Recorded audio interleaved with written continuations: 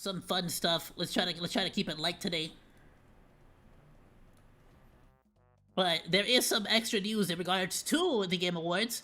Apparently, somebody, I don't know who it is, but one of the developers from the Game Awards decided to like completely leave. They decided to dip out. They basically said, "Hey, I feel like I don't deserve this award, or I feel like somebody else deserves it more, so I'm gonna dip." And like it was like a pretty cool move, actually. But according to everybody on the internet, I saw the headlines and pretty much like stopped right away because I didn't know jack squat.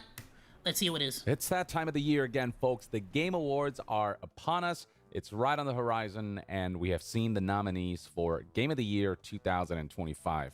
The current Game Awards website is like, it's super slow right now, so I'm just going to use Polygon's article to present the Game of the Year nominees, which include Obscure Expedition 33, Death Stranding 2 on the Beach, Donkey Kong Bonanza. I would not be mad if Silk Song takes it though. I want Expedition to take it. I would not be mad at all if Silk Song takes it, because Silk Song is breaking record after record after record right now. Hades 2, Hollow Knight, Silk Song, I think it's like one of the best and sold Deliverance 2. And platformers on Steam, right? Something in particular, it's leading with 12 nominations across various categories, which is the most nominations that any game has ever received in the history. Or it's the highest selling. It was something like that. It was either the highest selling on Steam in under a month or something. So there was some record that it freaking just Game like Awards, my money is on Obscure Expedition 33 it's not gonna get enough that praise. just seems like a sure bet. And then beyond that, Sony Interactive Entertainment is leading with 19 nominations across the slate of games that they've published. So there's fun facts like that worth highlighting, and you know, it's cool to see the successes of some of these games that do deserve that level of success, and you know, companies that have outputted really exceptional titles. Huge congratulations to all those games, which are awesome. And of course, there's going to be discussions about what games should have made it versus which one shouldn't have. You know, Ghost of Yotei, some people are saying should have made it. Split Fiction, I'm actually surprised not to see up there. But these are very strong nominees, and I wish them the best of luck. Now, I'm not someone who takes these kinds of Game Awards like so seriously that I'm like super emotionally invested. I'm happy to see games that deserve to win. Well, I can't afford to be emotionally invested in these Game Awards anymore, because being able to play the majority of these games is impossible now. And gain that kind of recognition, but the Game Awards draws in. To be fair, I also didn't like I didn't think ahead and go and like watch other people stream them either, you know, but still.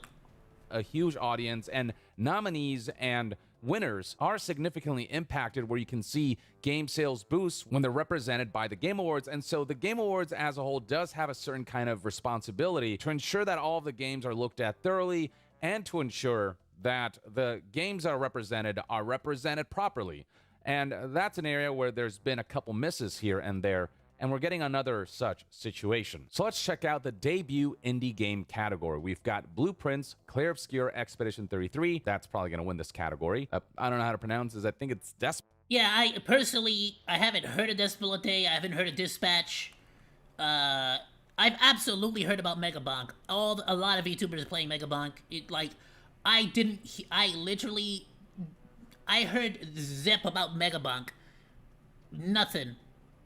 And then suddenly, even if you didn't want to know about Megabonk, you knew about Megabonk. Like, it got popular. It got huge. A lot of word of mouth. Plot, maybe. If I'm wrong about that, I apologize. You've got Dispatch, which, you know, took the world by storm over the last few weeks. And did it? I haven't heard anything about it. I should check it out then.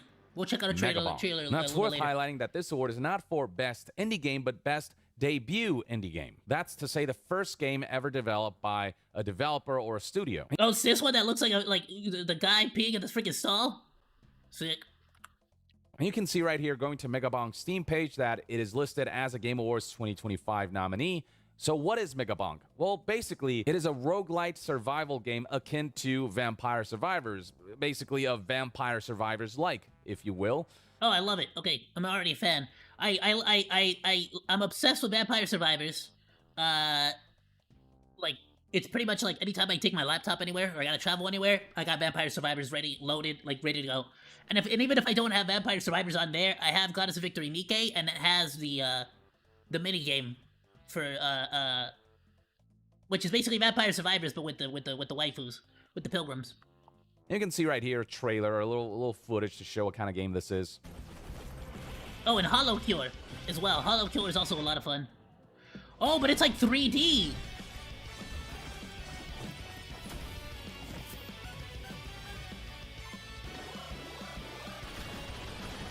Damn, that does look like a lot of fun. I'm about to check this one out. How much is this? So you can see that the gameplay is very much in line with Vampire Survivors, where you've got hordes of enemies coming your way, and you just automatically attack things around you, and you get upgrades as you kind of move along through a stage, and it's all, you know, randomized and whatnot. Looks pretty fun. It's garnered a lot of positive reception, with reviews overall looking at 93% from almost 30,000 reviews, and it's funny how names change. Back in the day, back in my day, back in old Monkey's day, we used to call these games horde modes. You used to just fight waves and endless horde mode. You used to just fight waves and waves of enemies.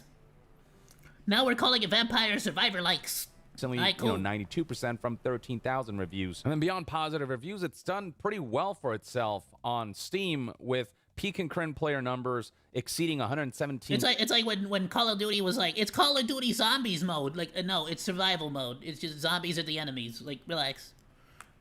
Remember how they had Survivor mode, but it was just like it was like that's pretty damn good for a, you know, in Modern Warfare 3. It wasn't even zombies. It was like just like totally like soldiers or whatever.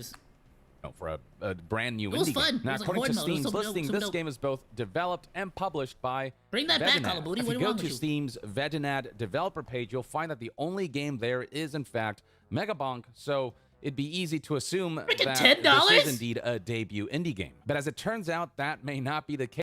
I might get MonkeyVtuber. We might be seeing some MonkeyVtuber soon. Official Twitter page itself is confirming that they, in fact, are not a debut indie title, stating, quote, "I'm withdrawing from the Game Awards. It's an honor and a dream for MonkeyVtuber to be nominated for the Game Awards, but unfortunately, I don't think it qualifies for the category of debut indie game. I've made games in the past under different studio names, so MonkeyVtuber is not my debut game. I really..." Oh, that makes sense. Yeah. All right. Well, there you go. There you have it. All right. It was just a misunderstanding about the studio name.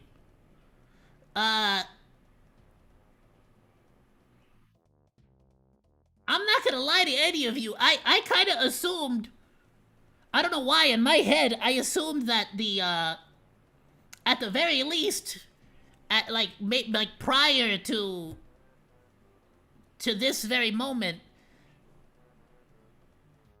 they would have like contacted the people and been like, "Hey, congratulations, you've been nominated. Just letting you know, like, I don't know, just like inform them about it. I don't know. Like, did he find out? Did the MonkeyVtuber developers find out along with everybody else? Appreciate the nomination, support, and votes, but it doesn't feel right in this category. You should vote for another one of the amazing debut titles. They're all amazing games. Thanks again. New MonkeyVtuber update coming soon. Signed, John MonkeyVtuber. So what you need to know about MonkeyVtuber is that while we don't know for sure, the running theory is that MonkeyVtuber's developer is an individual going by the name Danny, who is both a content creator and also a game developer. If you look at Danny's Steam developer page, you can see that they've already shipped 2 games, Muck in June 5th. Oh, I have seen and actually had Crab Game downloaded. I just haven't played it yet. Wow, what the frick? I didn't know he made MonkeyVtuber. What the hell? What are the odds? 2021, and Crab Game on October 29th, 2021. With another game, Carlson, coming soon. And if you look at all Crab Game just looked ridiculous. It was free, and I had to have it. That's like one of those games where you have no money and you're desperate for a new game, so you just say, you know what I'm saying? You see that the games have been developed and published by Danny. Same with Muck, developed and published by Danny, and also same with Carlson, developed and published by Danny. You can see right here that every subsequent game that Danny has released has garnered more success, with Muck garnering an all-time peak concurrent player number of over 16,000 players, almost 17,000 players at its peak. Then you've got Crab Game here, which garnered, almost 76,000 concurrent players at its all-time peak on Steam. So why are people assuming that MonkeyVtuber is actually developed by Danny? Well, it's all in the developer and publisher name Vtuber. Because if you look at this name here and read it backwards, what it actually spells is Danny Dev. Well, Danny hasn't come out and flat out confirmed this for whatever reason. That is a popular running theory. And now the likelihood of that feels even higher because Vtuber Well, it feels like Danny, it feels like the account Daddy. It just feels like free video games. It feels more like passion projects. I'm pretty sure MegaBonk, he was intending to make some monies off of it, maybe. With this statement, where despite their Steam page showing that MegaBonk is the only game they've made, they insist that they've made games in the past under different studio names, like, say, Danny. It is insisted here that MegaBonk is not, in fact, this individual's debut game. So the theory right now is that MegaBonk... Yeah, no, what's very noble, actually, is the fact that he could have easily just kept his mouth shut, but, if that is the case, then it's like, you kind of, like, the last thing you want is for you to win the award, and then people find out who you are, and it's like, oh, it's not your debut title, you know what I'm saying?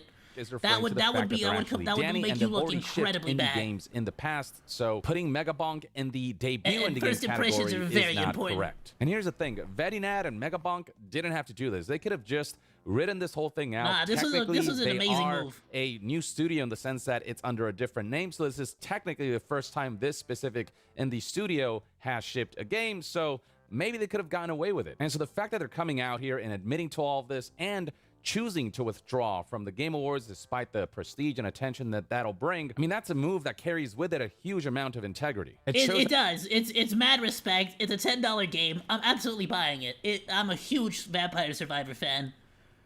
I didn't need another Vampire Survivor type of game to add to my library, but then you said I'm gonna make it 3D, and I said, damn you. Damn you, alright, okay. That's alright, you got me. You hooked me. That this You hooked individual, me. whoever they might be, actually does care about the indie development scene and understand that, you know, it's difficult for indie games that have just debuted to gain the spotlight. Believing that other indie developers who genuinely actually debuted an indie game for the first time deserve more of a spotlight than MegaBonk right here, which people have already assumed might be Danny. And tons of people in the... And what's even funnier, too, is the fact that, what's amazing, too, is that he's, like, let's be real, MegaBonk has practically already won. He got nominated for the award, which is amazing. And like, he's got the attention, he's got the popularity of it.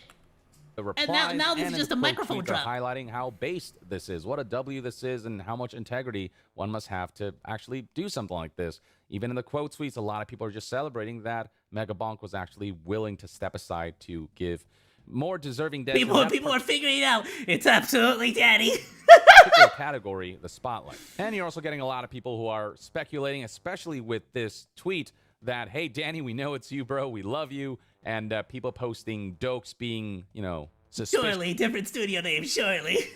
Are watching closely memes. Bro, is he the Bay Butcher? Is he the Bay Harbor Butcher? Do you think Danny's the Bay Harbor Butcher? It's crazy. You know, they are very sure in their speculation that this is in fact Danny. Again, when you take Vtuber and spell it backwards, it's Danny Devs. And some people are arguing that it's technically okay because it is a new development studio name. It is technically its own entity, at least from what we understand, though who knows, maybe that's not really the case. And if this is indeed Danny's game, I don't know why they're keeping... Yeah, but here's the thing, right?